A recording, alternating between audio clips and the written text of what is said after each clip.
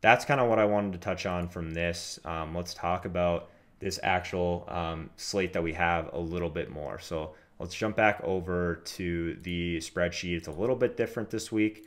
So obviously, anyone that is new here, I do a data sheet for Twitch subscribers, and then this will be updated this week on Saturday morning with stuff that kind of comes out. Projections change, obviously.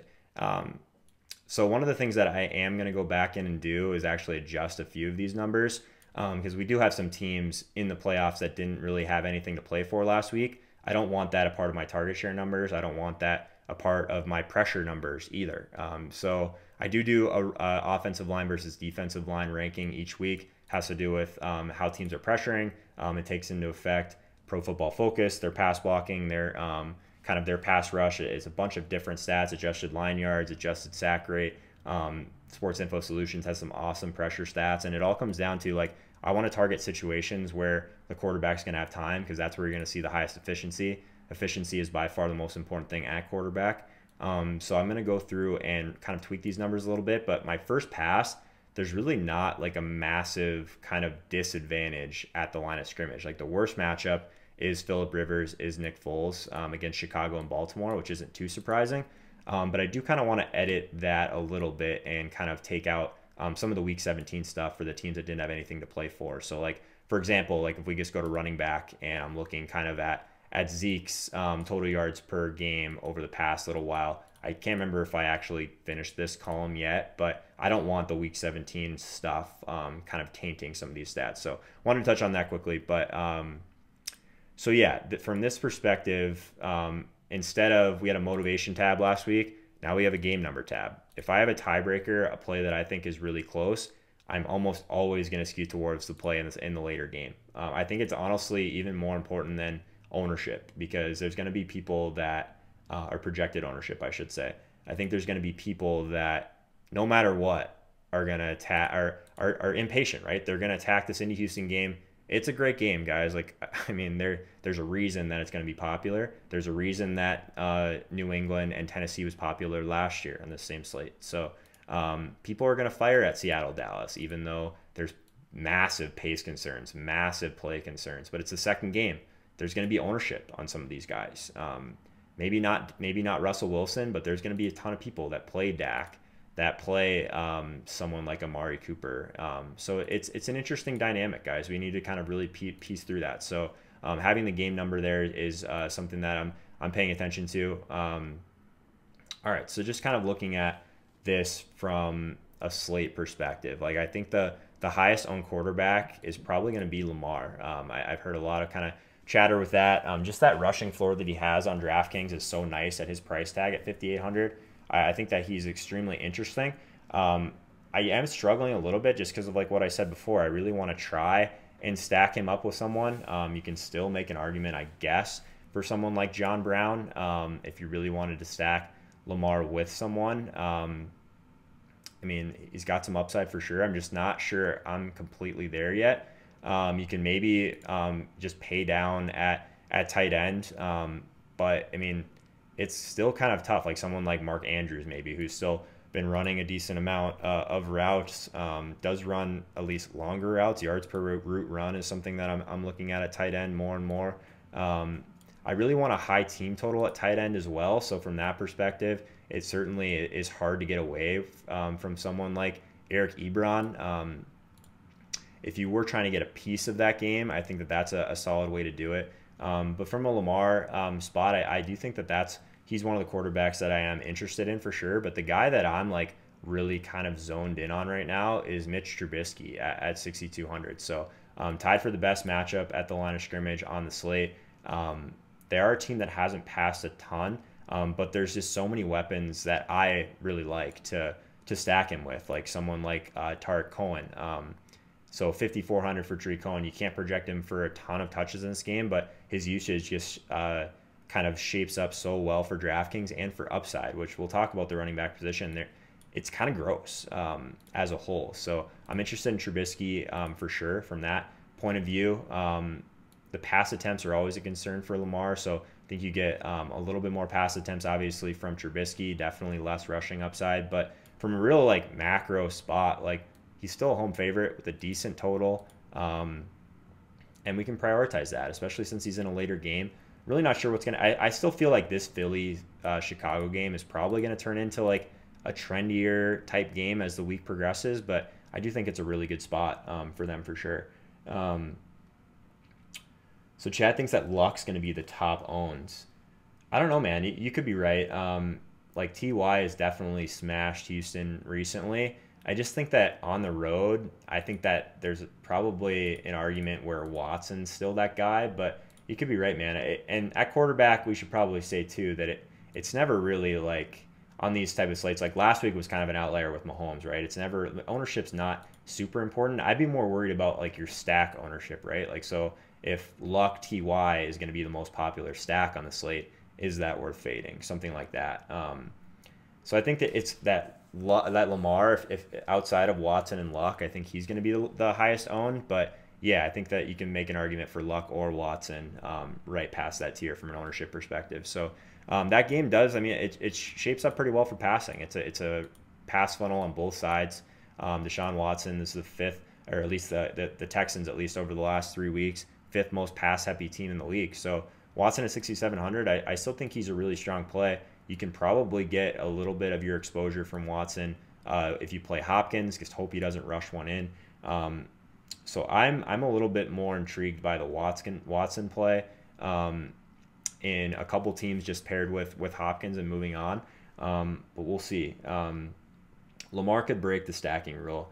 Yeah, I mean, 67.4 rushing yards is what I have him projected right now for. Like, that's far and away the most on the slate, right? So, yeah, I mean, if he gets something anywhere close to that, if he gets the rushing bonus, God forbid, yeah, I mean, it's basically worth a lot for sure. Jay Hanley likes the Chargers D a lot. That's an interesting one. So let's talk about that quickly before we move on. Like I'm not really on that just because I don't think that they're going to be able to get enough pressure for just looking purely at the offensive line matchup. It is the worst matchup on the slate. But you'll probably get them at super low ownership. I mentioned people don't really want to play this game. Lamar will take sacks. So I think that that's fine. Really not a massive spread in any of these games, right? So you can make an argument for probably any of these defenses. It is one that's a lot cheaper. If you're pairing him with someone like Melvin Gordon, I think that that's probably what you want to do in that situation. Jarwin. Yeah, I haven't looked a ton into Jarwin. It's kind of on my list of to-dos to look a little bit deeper into some of these super cheap tight ends.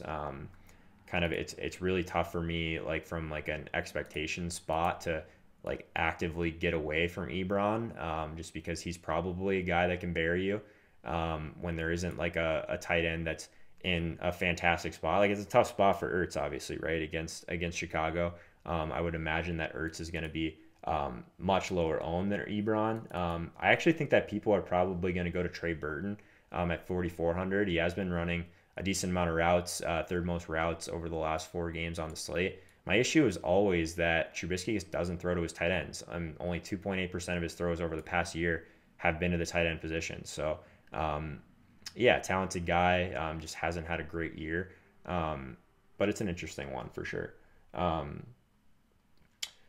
Bet on Nagy figuring this out and going full air raid against Philly. That's exactly what I was going to say, Steve. And that's, I think, why I like Tariq Cohen so much. I think that in a game where, like, targeting, like, somewhat of a sharp coach, I guess, like where we can project that they'll do things that make the most sense is really valuable, especially on a short slate. So if we can just attack this Philly defense, who has been obviously not very good against the pass with some of these Chicago guys, I'm super interested in that. I'm interested in Taylor Gabriel. I'm interested in Tariq Cohen with Trubisky. I think that that's like kind of what I'm zoned into right now. And the fact that it's the 4th game makes me like it even more. If we're just looking purely at plays and at pace, it's still a game that's like middle of the pack for plays on the both sides of the ball. But like as kind of a game, the plays should be decent compared to some of these other ones, like this Seattle and Dallas game, the Chargers side of the Baltimore game. Like that's really kind of slowing things down. It's another argument in favor of Luck and Watson in that game. Just the pace looks great. Like I'm not necessarily saying you can't play the Houston Indy stack. Like I don't mean that at all. I just mean that you have to understand going into it that you're you're limiting your flexibility to the point where your edge is shrinking, just because that's going to be the play that everyone does. I'm sure I'll have some teams that have some Indy and Houston players. Maybe I'll have, again, like what I did last year with just an overstack, like this Brady, Dion, Hogan, Gronk, bring it back with both the value Tennessee guys. Like maybe I'll have something like that with this Houston game. So that's kind of what I'm looking at. Yeah, Trubisky with A-Rob. I think that's another one that makes a ton of sense. SPX. In cash, I don't know how you could fade Luck, T.Y. Hopkins. They could easily sink you. I'd say the same thing about Zeke, man. It'd be tougher if you're going to play Luck, T.Y. Hopkins. It's going to be tougher for you to get to Zeke. Still the position where there's no one even anywhere near his touch floor. There just really isn't. If we're just looking at how he was used over the past 3-4 weeks or so, he was hitting value at this salary, and he wasn't even getting in the end zone.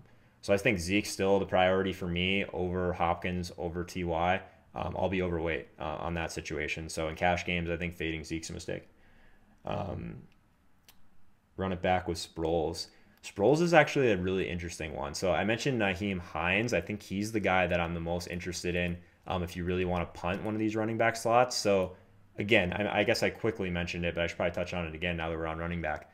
Marlon Mack at 6K, he's too expensive for me for a guy that doesn't catch passes on DraftKings. I think you can make a better argument for him on FanDuel where touchdowns make more sense. But how I get buried in this slate is Marlon Mack going for 2 touchdowns and 100 yards. Because I would almost guarantee that I'll be underweight on that situation. To me, it looks like the situation last year where everyone was piled on Dion, and Dion was a good play. But there was another pass catching back, James White, and Indy loves this kid, this Hines kid. And this isn't a play that I make a ton, but since we don't have another elite guy besides Zeke, there are some question marks with Melvin Gordon. I actually think that Nyheim Hines at 3,500 is interesting at the very least. If we're talking about game script in general, I think that the game script skews more towards Hines in this spot than for Marlon Mack. So I think that if Marlon Mack's 25% owned or something like that, I think that's an awesome spot to kind of gain some leverage on this slate. Lamar Miller at 4,900, I think I probably prefer him to Mack just because of the price discount. I think that Lamar Miller is a guy that his usage in the passing game is always a little bit scary because it's not as consistent as some of these other guys, only 2 targets in the last game. Then he had 6 targets, but then he had 2 straight games with 1 target. So it's inconsistent. So his price is at a better spot than Marlon Mack's. I think that his price is at a way better spot than someone like Chris Carson. The Chris Carsons and Marlon Macks of the world are the guys that usually bury me on DraftKings. If they go off, that's fine. I think Carson, at least you can make an argument that he's had some of these massive touch games on the ground. 6,800 though, it's tough to do that for me when I can pay 900 more for Melvin Gordon, or I can pay down a little bit and play Tariq Cohen, who has more upside, in my opinion, in one of the later games. That's how I'm thinking about this, guys. It's interesting. I think fading Zeke in any format is a mistake. You're preaching to the choir, Doozy. I'm with you. Allie thinks he's going to be 60 to 70% owned. I buy it.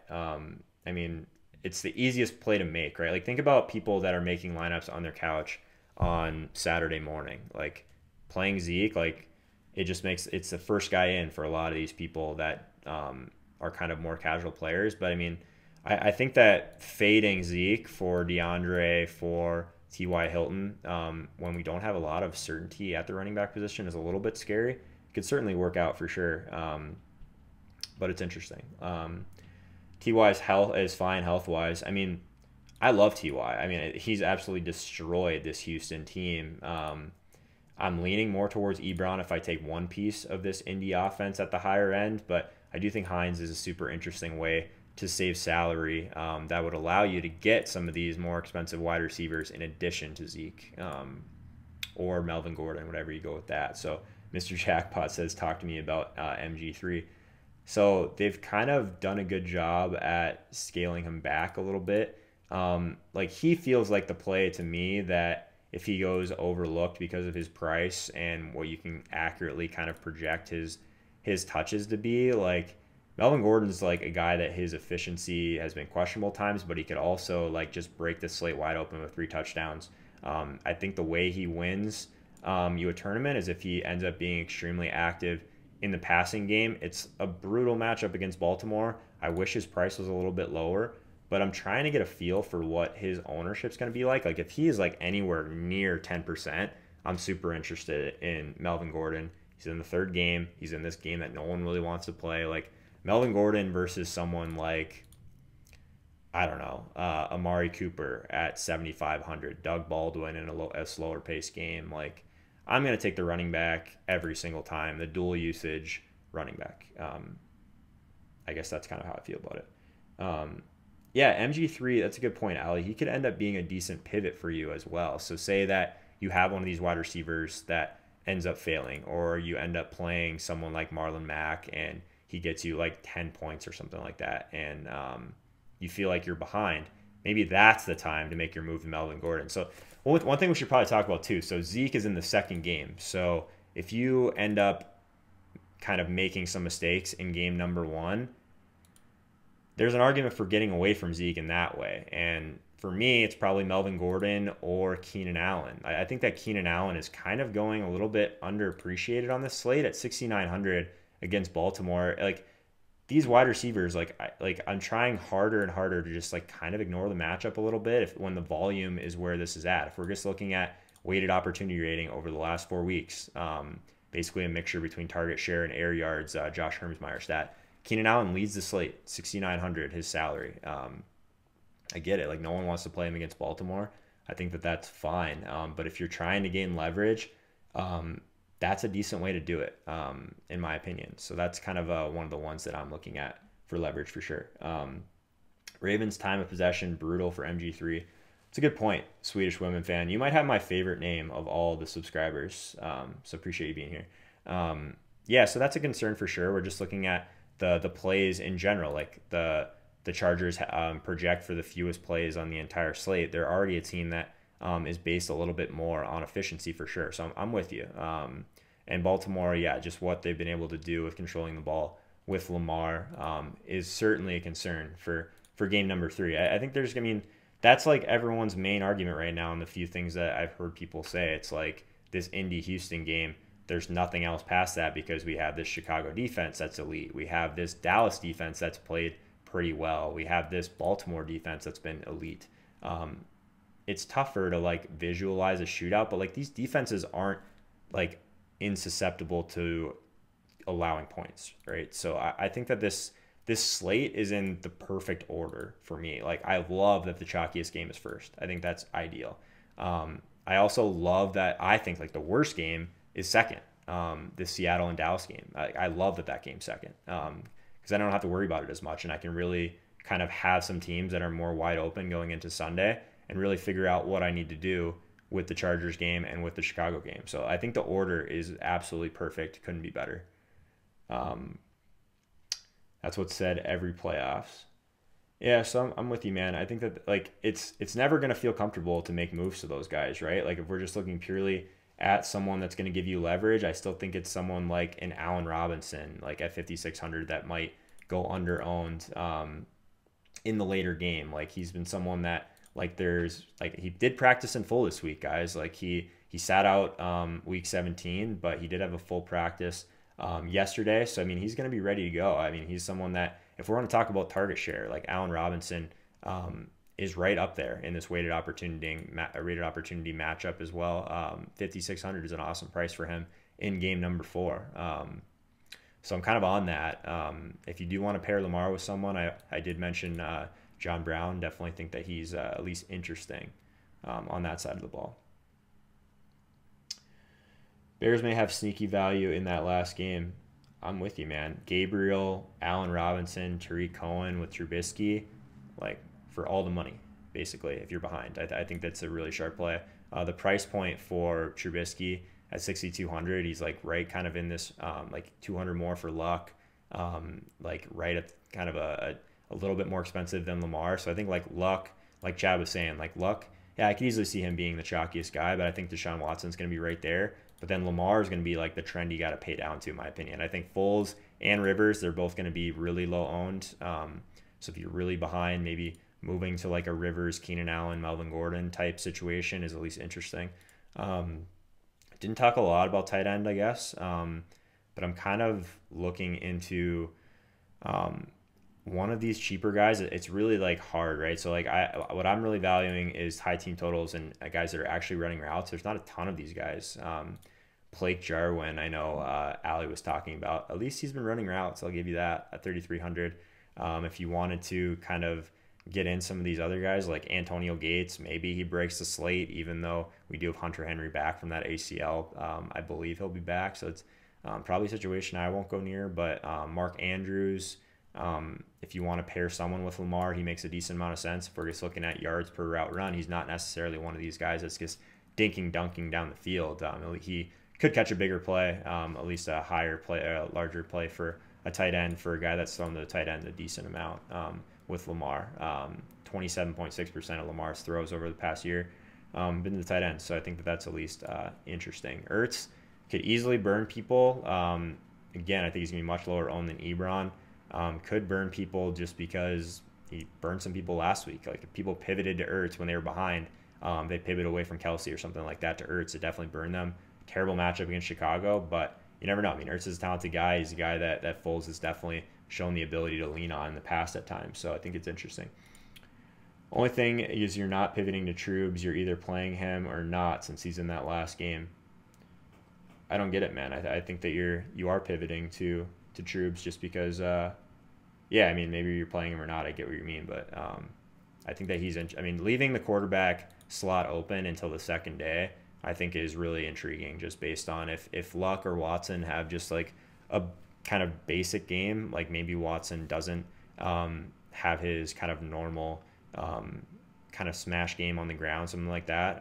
Luck, I mean, both these guys could smash and then you're buried, but I mean, you still have other ways where you can make up your way in ownership is kind of the moral to that story. So rookie QB that can't throw in first playoff game, beware. That's not a bad point, Ali. At least he's going to run, though. Keenan Allen was not close to 100% during their game versus Baltimore. That's some good information, Real Griff. I want to kind of go back and look at that game a little bit. Did he see a decent amount of targets in that game? Because, I mean, at 6,900 in a bad matchup, you never know. It could still end up being like one of these massive target games that we've seen in the past from Keenan every now and then. So he had 8 targets against Baltimore a couple weeks back. And it looks like, yeah, I mean, that was probably the game where he was a little bit banged up. As far as I know, he's totally fine now. I think he had like a hip injury at some point most recently, but it seems like he's made it through that.